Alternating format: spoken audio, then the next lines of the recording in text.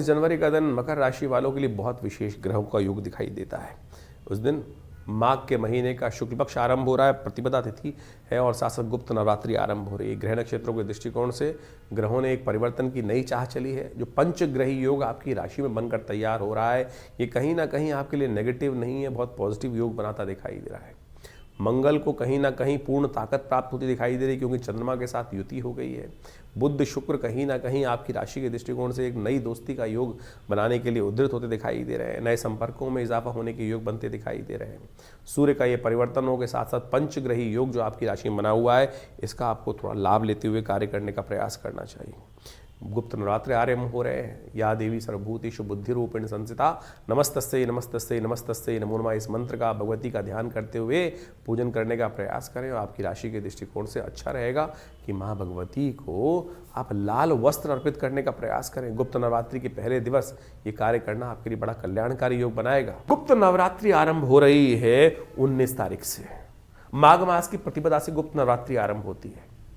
आमतौर पर चैत्र और अश्विन की नवरात्रि जो है लोग जगत पूछते आए हैं, लेकिन गुप्त नवरात्रियों को भूल जाते हैं।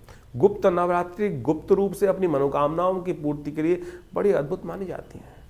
आमतौर पर इसके लिए पंप एंड शो करने की आवश्यकता नहीं होती है। बड़ी श्रद्धा के साथ दुर्गा सप्तशती का कोई भी मनोकामना हो, आपकी कोई भी मनोकामना, आमतौर पर अनेक मनोकामनाएं मन में हिलोड़े लेती रहती है कि ये हो जाए, ऐसा हो जाए। और आप माने जब आपके पुण्य बढ़ेंगे ना, तब आपकी मनोकामना पूर्ण होगी। चाहे तो इस जन्म में किए हुए पुण्य हो या पूर्व जन्म में किए हुए पुण्य हो, लेकिन पूर्व जन्म तो हमको याद नहीं रहता है। लेकिन आप सत्य माने, जो कुछ आपके जीवन में भोग आ रहा है या कष्ट या सुख जो आ रहा है, वो सब पूर्व अर्जित कर्म अनुसार आ रहा है। पुण्य पाप को आप अच्छे से एनालाइज कर सकते हैं।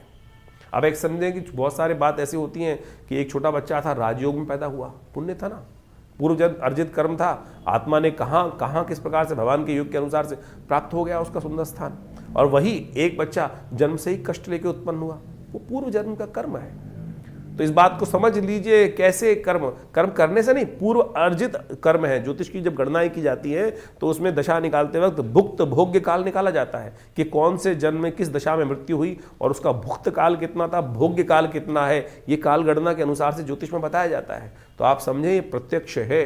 तो गुप्त नवरात्रियों में अपने पुण्यों को गुप्त रूप से बढ़ाने का प्रयास करें।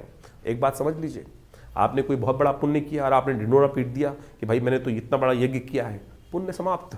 कोई लूट के ले जाएगा चुपचाप, आपको पता भी नहीं चलेगा। गुप्त रूप से बिना कहे हुए चुपचाप भगवान के मंदिर में जाकर अपने निमित्त इस समय में यज्ञ करवाएं, पूजा करें, दुर्गा सप्तशती का पाठ करें, दुर्गा सप्तश्लोकी का पाठ करने का प्रयास करें।